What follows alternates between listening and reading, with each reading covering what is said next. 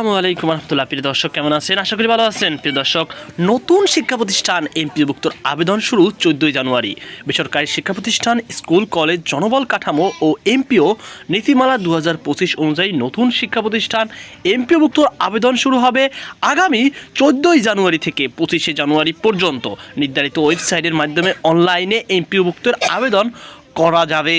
2025-26 অর্থ বছরে নতুন শিক্ষা প্রতিষ্ঠান এমপিওভুক্ত করার লক্ষ্যে অনলাইনে এই আবেদন গ্রহণ করা হবে। বুধবার শিক্ষা মন্ত্রণালয়ের উপসচিব সৈয়দ এ.জেড মোর্শেদ আলীর সই করা এক প্রজ্ঞাপনে এইসব তথ্য জানানো হয়েছে। বিজ্ঞপ্তিতে জানানো হয়, এমপিওভুক্তির আবেদন গ্রহণ করা হবে অনলাইন এমপিও অ্যাপ্লিকেশন শিরোনাম প্রদর্শিত লিঙ্কের মাধ্যমে। আবেদন করার জন্য সংশ্লিষ্ট ব্যক্তিরা মাধ্যমিক ও উচ্চশিক্ষা বিভাগের ওয়েবসাইটে, মাধ্যমিক ও উচ্চশিক্ষা অধিদপ্তরের ওয়েবসাইট www.dse.gov.bd এবং বাংলাদেশ শিক্ষা তথ্য পরিসংখ্যান ব্যুরোর ব্যানবেস ওয়েবসাইট www.banbase.gov.bd ব্যবহার করতে পারবেন।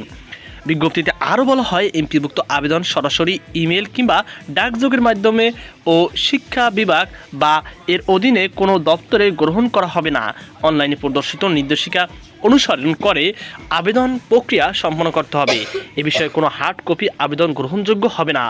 নতুন শিক্ষা প্রতিষ্ঠান এমপিভুক্ত সব কার্যক্রম সম্পূর্ণ ডিজিটাল পদ্ধতিতে সম্পন্ন করা হবে। বেসরকারি শিক্ষা প্রতিষ্ঠান, স্কুল ও কলেজ, জনবল কাঠামো ও এমপিও নীতিমালা 2025 অনুযায়ী নির্ধারিত মানদণ্ডের ভিত্তিতে যোগ্য শিক্ষা প্রতিষ্ঠানের তালিকা প্রস্তুত করা হয়েছে। এ বিষয়ে সরকার প্রয়োজন অনুযায়ী যে কোনো সিদ্ধান্ত গ্রহণের ক্ষমতা সংরক্ষণ করে বলেও বিজ্ঞপ্তিতে উল্লেখ করা হয়েছে।